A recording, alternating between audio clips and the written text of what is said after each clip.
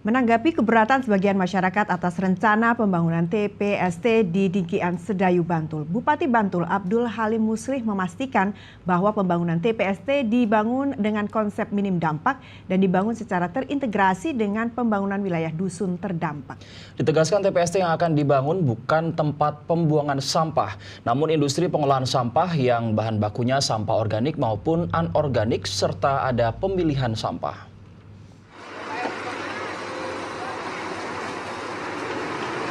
Pemerintah Kabupaten Bantul tengah merencanakan pembangunan TPST di sejumlah wilayah di Bantul sebagai upaya percepatan penanganan sampah. Salah satunya yang akan dibangun di wilayah Padukuan Dingkian Argodati Sedayu Bantul yang sempat mendapat respon keberatan oleh masyarakat.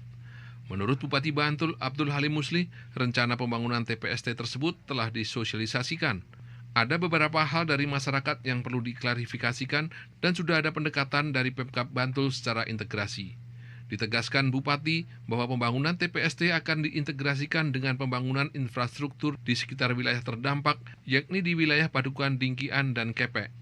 TPST yang akan dibangun bukan tempat pembuangan sampah, namun berupa industri pengolahan sampah yang bahan bakunya baik sampah organik maupun anorganik. Jadi kita jamin polusi itu nanti akan kita tekan sekecil-kecilnya termasuk bau. Sekarang sudah banyak teknologi penghilang bau itu banyak.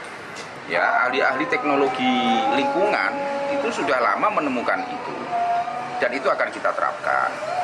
Lalu yang kedua, karena keberadaan TPST itu berada di Kampung Dingkian dan Kepek, maka pemerintah juga akan membangun infrastruktur secara luas.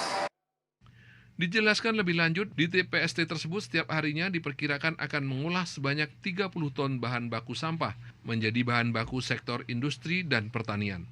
Sampah organik akan diolah menjadi pupuk, sementara sampah anorganik diolah menjadi bahan baku industri kelanjutan.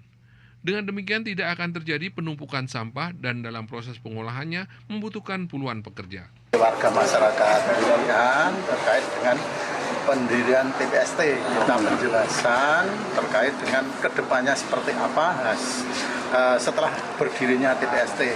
Yang diharapkan oleh masyarakat itu jangan sampai nanti berdiri TPST tapi berdampak yang nanti membuat resah masyarakat. Intinya itu.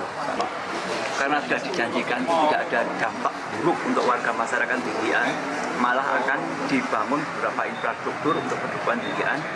Untuk itu kami warga Dingkian juga tidak ada alasan lagi untuk menolak. Cuman kita masih satu lagi minta sosialisasi secara umum. Guna mendukung TPST tersebut, Pemkab Bantul juga akan membangun infrastruktur jalan, lampu penerangan, hingga perbaikan sarana publik. Tidak hanya di Dingkian saja, Pemkab Bantul berencana membangun sebanyak 12 TPST di wilayah Kabupaten Bantul. Demikian dari Bantul, Margo Laras melaporkan.